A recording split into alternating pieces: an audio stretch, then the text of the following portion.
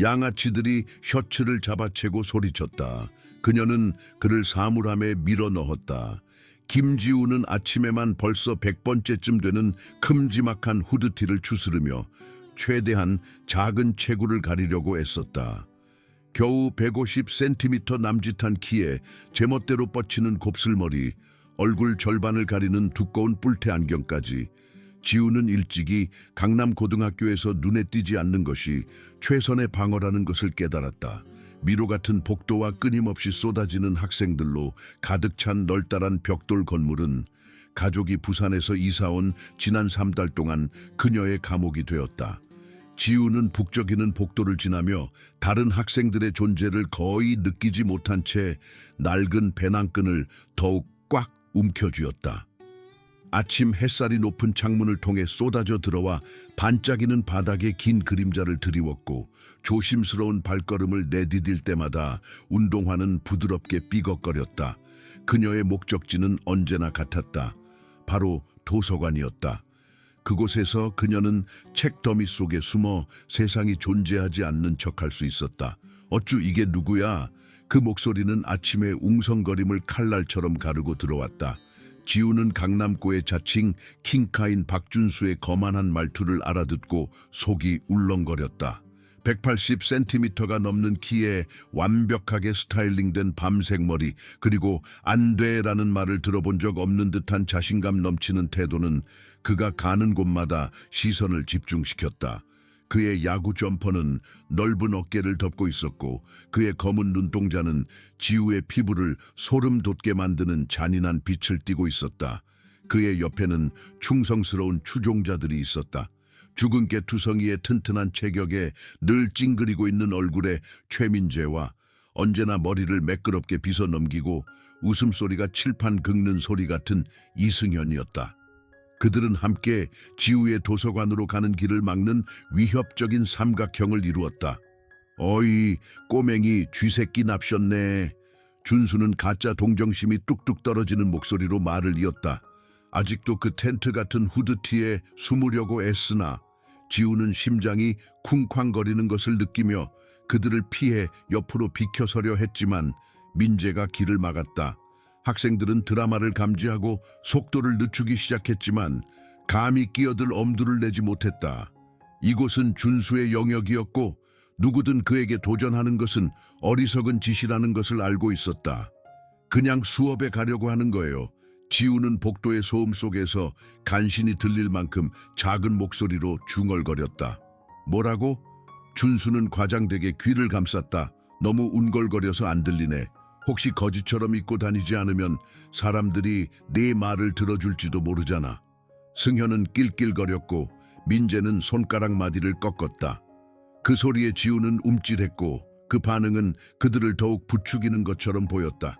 그들이 모르는 것, 강남고의 누구도 모르는 것은 지우가 8살 때부터 크라브 마가를 연마해왔다는 사실이었다.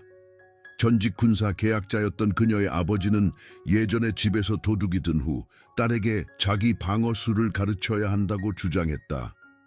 수년 동안 그녀는 일주일에 3번씩 훈련하며 공격자의 힘을 역이용하고 정확하고 파괴적인 효과를 내는 법을 배웠다. 하지만 그녀는 그 기술을 사용할 수 없었다. 이곳에서는 안 된다. 동급생들에게는 안 된다. 그녀의 아버지는 무술은 생사가 걸린 상황에서만 사용해야 한다고 강조했다. 폭력은 언제나 최후의 수단이어야 한다. 라고 그는 수없이 말했다. 피할 수 있으면 피해라. 싸워야만 할 때 싸워라. 그래서 그녀는 견뎌냈다. 하루하루, 한 주 한 주, 그녀는 자존심과 훈련을 삼키며 상황이 나아질 것이라고 스스로에게 말했다. 그들이 지루해져서 다른 누군가에게 관심을 돌릴 것이라고. 그녀는 틀렸다. 사건은 처음에는 천천히 고조되었다. 준수는 복도에서 실수로 그녀의 책을 쳐서 바닥에 흩뿌렸고 학생들은 아무렇지도 않게 그 위를 밟고 지나갔다. 민재는 그녀를 세게 밀어 사물함에 부딪히게 했고 금속성의 굉음이 복도에 울려 퍼졌다. 승현은 그녀가 지나갈 때마다 그녀의 외모에 대해 큰 소리로 험담을 늘어놓았고 각 단어는 최대한 모욕감을 주기 위해 신중하게 선택되었다. 급식실은 지뢰밭이 되었다. 지우는 준수와 그의 패거리가 이미 자리에 앉아있을 때를 기다렸다가 조심스럽게 입장 시간을 맞추는 법을 배웠다. 그녀는 샌드위치를 들고 구석에 있는 빈 테이블을 찾아 평화롭게 식사하기를 바랐다. 하지만 평화는 그녀가 누릴 수 없는 사치였다. 어이, 쥐새끼. 특히 잔인했던 화요일 점심시간에 준수의 목소리가 급식실 전체에 울려 퍼졌다. 우리랑 같이 앉는 게 어때? 물지는 않을게. 지우가 칠면조 샌드위치를 입으로 가져가려던 순간 급식실 전체가 그녀를 쳐다봤다. 수십 쌍의 눈이 그녀에게 집중되어 다음에는 무슨 일이 일어날지 기다리는 동안 그녀는 얼굴이 화끈거리는 것을 느꼈다. 그녀는 음식을 내려놓으며 손이 떨리는 것을 느낄 수 있었다. 여기서 괜찮아요, 고마워요. 그녀는 실제보다 더 강한 목소리로 간신히 말했다. 하지만 난 강요하고 싶은데. 준수는 의자를 바닥에 긁으며 일어섰다. 민재, 승현, 우리 친구를 데려오는 게 어때? 두 남자는 훈련된 공격견처럼 일어섰고 그들의 미소는 맹수 같았다. 지우의 근육은 긴장했고 그녀의 몸은 반사적으로 방어 자세를 취했지만 곧 정신을 차렸다. 그녀는 어깨를 풀고 손을 폈다. 싸울 수 없었다. 이곳에서는 안 된다. 지금은 안 된다. 민재와 승현이 다가오자 그녀는 배낭을 움켜쥐고 먹다 남은 점심을 남겨둔 채 출구로 서둘러 갔다. 그들의 웃음소리가 그녀가 빈 교실로 피신한 후에도 오랫동안 귓가에 맴돌았다. 영어 선생님인 박 선생님은 걱정스러운 표정으로 책상에서 고개를 들었다. 지우야? 무슨 일 있니? 괜찮아요? 지우는 창가 근처 책상에 앉으며 거짓말을 했다. 수업 전에 책 좀 읽고 싶어서요. 박 선생님은 잠시 그녀를 쳐다보며 지우가 드러내고 싶어 하지 않는 것 이상을 친절한 눈으로 꿰뚫어 보았다. 하지만 그녀는 그저 고개를 끄덕이고 다시 일에 몰두했다. 그것은 지우가 모든 선생님에게서 받는 똑같은 반응이었다. 그들은 무슨 일이 일어나고 있는지 알고 있었지만 아무도 관여하고 싶어 하지 않았다. 10대들의 잔인함은 그저 성장 과정의 일부일 뿐이라고 외면하고 모른 척하는 것이 더 쉬웠다. 체육관은 또 다른 전쟁터였다. 의무적인 체육 시간 동안 준수는 피구 경기에서 실수로 그녀의 머리에 공을 던졌고 고무공은 귀가 멍해지는 둔탁한 소리를 내며 그녀의 머리에 맞았다. 김 코치는 호루라기를 불며 사고라고 말했지만 준수의 얼굴에 떠오른 미소는 다른 이야기를 하고 있었다. 미안, 쥐새끼. 그는 거짓된 성실함으로 말했다. 반사신경을 더 키워야겠네. 그가 그녀의 반사신경에 대해 알기만 했더라면, 그녀가 그 공을 잡아서 그를 뒤로 넘어뜨릴 만큼 세게 던질 수 있다는 것을 알기만 했더라면. 하지만 그녀는 이를 악물고 멍든 어깨를 문지르며 분노를 집에서 샌드백에 쏟아냈다. 탈의실은 최악이었다. 선생님들의 감시에서 벗어나자 준수와 그의 친구들은 마음대로 괴롭힘을 더 심화시켰다. 그들은 그녀가 샤워하는 동안 옷을 숨겨 수건으로 몸을 감싼 채 필사적으로 찾아 헤매게 만들었다. 그들은 그녀의 머리 근처에서 사물함 문을 쾅 닫아 금속성의 굉음이 그녀를 움찔하게 만들었다. 한 번은 그들이 그녀의 배낭에 면도 크림을 가득 채워 교과서와 숙제를 망쳐놓았다. 그 모든 과정에서 지우는 침묵을 지켰다. 그녀는 엉망이 된 것을 치우고 소지품을 교체하고 그들을 무시하면 흥미를 잃을 것이라고 스스로를 설득하려고 애썼다. 하지만 양아치들은 반응을 먹고 살고 그녀의 명백한 고통은 그들을 더욱 갈증나게 만들었다. 한계점에 도달한 것은 11월 중순 금요일 오후였다. 지우는 생물 수업이 끝난 후 주말과 준수의 괴롭힘으로부터 벗어날 수 있는 축복받은 이틀을 생각하며 사물함으로 걸어가고 있었다.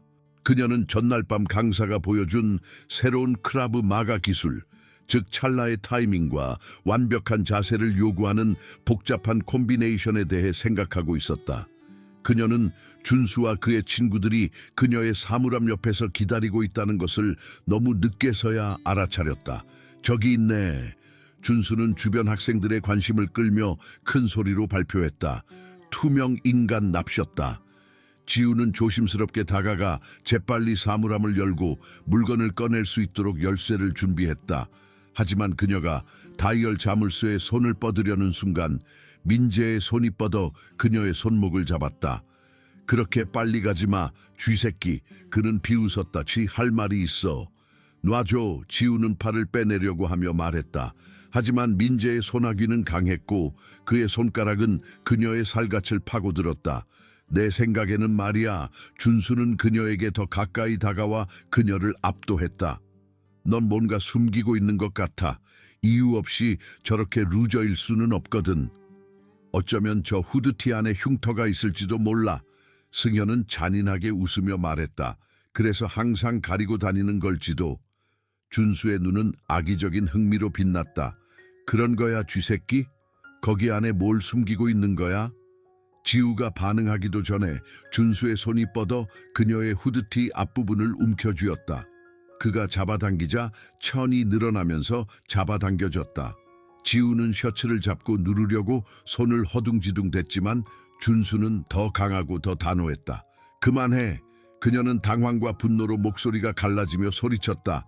내버려둬. 하지만 준수는 멈추지 않았다. 오히려 그녀의 고통은 그를 부추기는 것처럼 보였다. 그는 더욱 세게 잡아당겼고 천은 그의 소나귀에 팽팽하게 당겨졌다. 학생들은 모여들어 그 대치 상황을 애워쌌다. 몇몇은 휴대폰을 꺼내 다음에 무슨 일이 일어날지 녹화할 준비를 했다.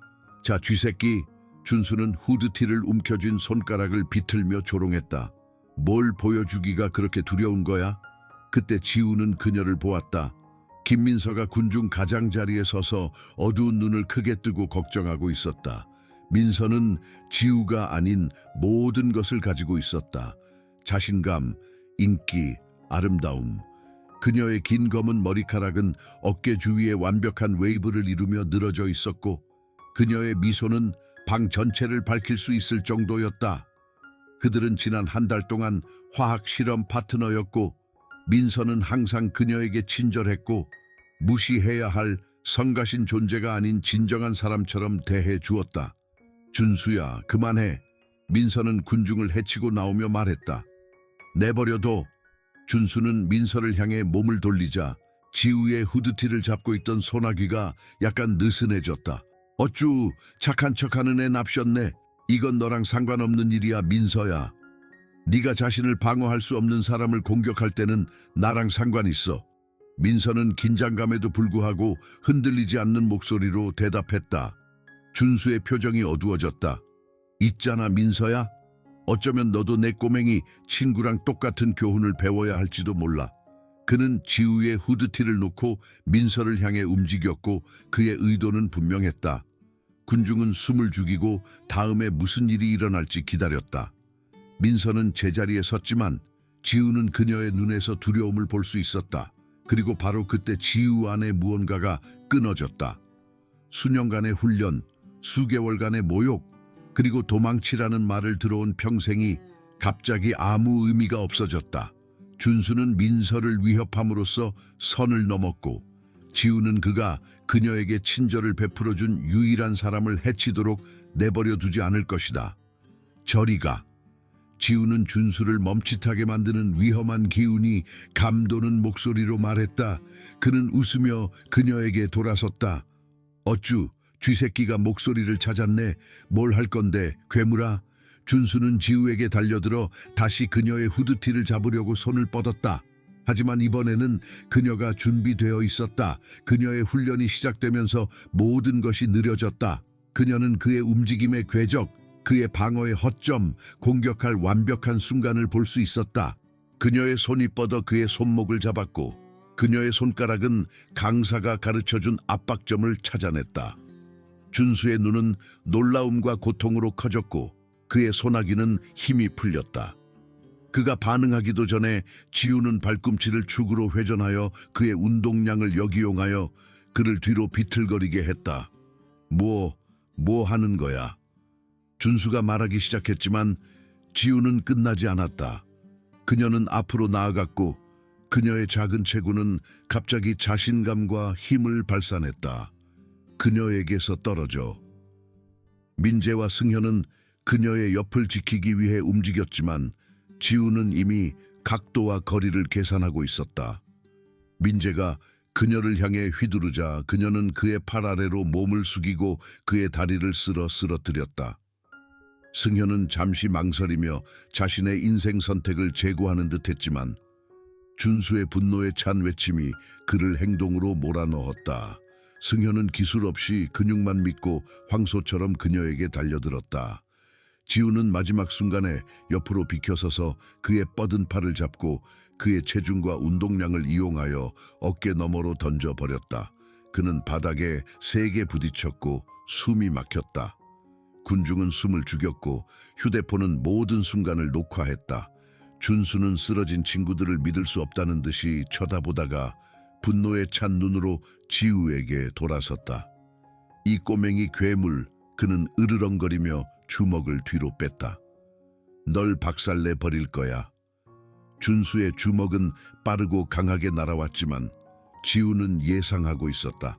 그녀는 몸을 뒤로 젖혀 그의 주먹이 그녀의 얼굴 옆을 스치고 지나가게 한 다음 그의 뻗은 팔을 잡고 비틀었다. 지우가 팔꿈치 관절에 압력을 가하자 준수는 고통에 찬 비명을 질렀고 그는 무릎을 꿇었다. 내가 뭘 숨기고 있는지 알고 싶어. 지우는 주변의 혼란에도 불구하고 침착하고 냉정한 목소리로 말했다. 몇 달 전에 끝낼 수도 있었다는 사실을 숨기고 있는 거야. 사람들을 다치게 하도록 훈련받았지만 네가 결국 철들 거라고 생각해서 그 훈련을 사용하지 않기로 선택했다는 사실을 숨기고 있는 거야. 그녀는 압력을 더 가했고 준수는 고통스러워하며 숨을 헐떡였다. 하지만 넌 실수를 저질렀어. 네가 아끼는 사람을 위협했고 이제 착하게 굴기는 끝났어. 준수는 벗어나려고 애썼지만 지우의 소나기는 쇠처럼 강했다. 그녀는 그를 완전히 제압했고 복도에 있는 모든 사람들은 그것을 볼 수 있었다. 강남고의 공포의 대상인 위대한 박준수는 무릎을 꿇고 무력했다. 제발. 준수는 거만했던 가면이 깨지면서 훌쩍거렸다. 제발, 미안해. 널 내버려 둘게. 잠시 동안 지우는 그를 해치고 싶은 유혹을 느꼈다. 그의 잔인함 때문에 겪었던 모든 모욕, 모든 순간의 두려움, 흘렸던 모든 눈물에 대해 그에게 갚아주고 싶었다. 그녀는 그녀를 통해 흐르는 힘, 즉 손목을 살짝 비트는 것만으로도 그의 팔을 부러뜨릴 수 있다는 지식을 느낄 수 있었다. 하지만 그녀는 그러지 않았다. 대신 그녀는 연민이라고 할 수 있는 감정으로 그를 내려다보았다. 나는 너처럼 되지 않을 거야. 그녀는 조용히 말했다. 하지만 네가 다시는 나나 민서를 건드린다면, 네가 자신을 방어할 수 없는 사람을 해친다면 다음번에는 이렇게 자비롭지 않을 거야. 그녀는 그를 놓아주었고 준수는 팔을 움켜쥔 채 뒤로 물러섰다. 민재와 승현은 이미 얼굴이 당혹감과 고통으로 붉어진 채로 일어서고 있었다. 괜찮아? 민서가 지우 옆에 나타났고 그녀의 눈은 감탄과 걱정으로 빛났다. 괜찮아. 지우는 갑자기 그녀에게 쏟아지는 모든 시선을 의식하며 말했다. 복도는 준수와 그의 친구들이 물러가는 소리 외에는 조용했고 그들의 명성은 무너졌다. 정말 대단했어. 민서는 속삭였다. 어디서 그런 걸 배웠어? 아빠가 가르쳐 주셨어. 지우는 아직도 아드레날린 때문에 손을 떨며 대답했다. 아빠는 자신이나 아끼는 사람을 보호하기 위해서만 사용해야 한다고 하셨어. 민서의 미소는 밝았다. 아끼는 사람? 지우는 얼굴이 화끈거리는 것을 느꼈지만 고개를 끄덕였다. 응, 아끼는 사람. 군중은 흩어지기 시작했고 학생들은 그들이 목격한 것에 대해 흥분하여 속삭였다. 이야기는 학교 전체에 들불처럼 퍼져나갈 것이지만 이번에는 지우가 주목의 중심이 되는 것을 꺼리지 않았다. 그 후 며칠 동안 강남고는 다른 곳처럼 느껴졌다. 준수와 그의 친구들은 지우를 피해 다녔고 복도에서 그녀를 지나칠 때마다 시선을 바닥으로 내리깔았다. 한때 그들의 트레이드마크였던 무심한 잔인함은 불안한 시선과 속삭이는 대화로 대체되었다. 다른 학생들은 새로운 존경심을 가지고 지우에게 접근하기 시작했다. 어떤 사람들은 그녀의 훈련에 대해 알고 싶어 했고, 어떤 사람들은 단순히 박준수를 쓰러뜨린 소녀와 어울리고 싶어 했다. 그녀는 다른 점심 테이블에 초대받고 이전에는 참여하지 못했던 대화에 참여하게 되었다. 하지만 가장 의미 있는 변화는 민서와의 관계였다. 실험 파트너로 시작된 화학작용은 더욱 깊은 것으로 발전했다. 그들은 함께 점심시간을 보내며 좋아하는 영화에서 미래에 대한 꿈까지 모든 것에 대해 이야기했다. 민서는 지우가 싸움 실력뿐만 아니라 그녀가 어떤 사람인지에 대해서도 인정받고 가치 있다고 느끼게 하는 재주가 있었다. 난 항상 네가 흥미롭다고 생각했어. 어느 날 오후 마당에 앉아 과자 봉지를 나눠 먹으며 민서는 털어놓았다. 하지만 어떻게 다가가야 할지 몰랐어. 넌 너무 경계하는 것 같았거든. 나 자신을 보호하고 있었어. 지우는 잔디밭에서 프리스비를 하는 어린 학생들의 그룹을 바라보며 말했다. 눈에 띄는 것은 보통 상처받는 것을 의미한다는 것을 알 만큼 새로운 아이로 지낸 적이 많았거든. 하지만 넌 어쨌든 눈에 띄었잖아. 민서는 지적했다. 네가 예상했던 방식이 아니었을 뿐이지. 지우는 미소를 지으며 자신의 삶이 얼마나 짧은 시간에 변했는지 생각했다. 아빠는 때로는 원하지 않아도 옳은 일을 위해 싸워야 한다고 항상 말씀하셨어. 그 대치 상황이 있은 지 2주 후, 지우는 방과 후 준수가 그녀의 사물함 옆에서 기다리고 있는 것을 보고 놀랐다. 그는 어딘가 모르게 더 작아 보였고 어깨는 축 처져 있었고 그의 평소의 거만함은 불안한 에너지로 대체되었다. 얘기 좀 할 수 있을까? 그는 평소에 오만함이 없는 목소리로 물었다. 지우는 잠시 그를 쳐다보며 본능적으로 손을 배낭끈으로 가져갔다. 뭘 원해, 준수야? 사과하고 싶었어. 그는 말을 쏟아냈다. 내가 너에게 했던 짓, 우리가 했던 짓은 잘못됐어. 이제 알아. 이제 안다고. 지우는 회의적인 목소리로 되물었다. 그럴 때는 잘못된 줄 몰랐어. 준수의 얼굴이 붉어졌다. 나는 내가 뭘 생각했는지 모르겠어. 아마도 힘을 느끼는 게 좋았고 넌 쉬운 목표였던 것 같아. 하지만 네가 맞서 싸우는 모습을 보고 네가 얼마나 강한지 보고 내가 얼마나 한심했는지 깨달았어. 사과한다고 해서 수개월간의 괴롭힘이 사라지는 건 아니야. 지우는 단호하게 말했다. 두려움이나 모욕감을 지울 수도 없고. 알아. 준수는 고개를 끄덕였다. 내가 한 일을 되돌릴 수는 없어. 하지만 다시는 그런 일이 없을 거라고 약속할 수 있어. 너에게든 누구에게든. 지우는 그의 말을 고려하며 이전에 보지 못했던 진정한 후회의 빛을 그의 눈에서 보았다. 행동은 말보다 더 큰 소리를 내는 법이야, 준수야. 정말로 속죄하고 싶다면 더 나은 사람이 되는 것으로 증명해. 그럴게. 그는 진지하게 말했다. 약속해. 준수가 떠나자 지우는 어깨에서 무거운 짐을 내려놓은 듯한 기분을 느꼈다. 그 대치 상황은 학교에서의 그녀의 지위뿐만 아니라 자신에 대한 이해도 바꾸어 놓았다. 그녀는 강함이 신체적 능력이나 싸움 실력에만 있는 것이 아니라는 것을 배웠다. 싸워야 할 때와 자비를 베풀어야 할 때, 일어서야 할 때와 물러서야 할 때를 아는 것이었다. 민서가 멀리서 그 대화를 지켜보고 있다가 그녀 옆에 나타났다. 기분이 어때? 그녀가 물었다. 자유로워. 지우는 그 대답에 솔직함에 스스로 놀라며 대답했다. 몇 달 만에 처음으로 자유로워. 그들은 함께 학교를 나섰고 오후의 햇살이 주차장의 긴 그림자를 드리웠다. 지우는 더 이상 큼지막한 후드티에 숨거나 그부들과 눈을 마주치지 않아도 된다고 느꼈다. 그녀는 자신의 목소리, 자신의 강함, 그리고 훨씬 더 소중한 것을 찾았다. 그녀는 그녀를 있는 그대로 봐주는 사람을 찾았다. 한때 투명 인간이었던 소녀는 더 이상 무시할 수 없게 되었고 관심을 구해서가 아니라 당당하게 서서 자신감 있게 세상에 맞서는 법을 배웠기 때문이다. 강남고는 결코 예전과 같지 않을 것이고 그녀 또한 마찬가지였다. 그들이 길에 다다르자 민서는 지우의 손에 자신의 손을 넣었고 그들의 손가락은 자연스럽게 얽혔다.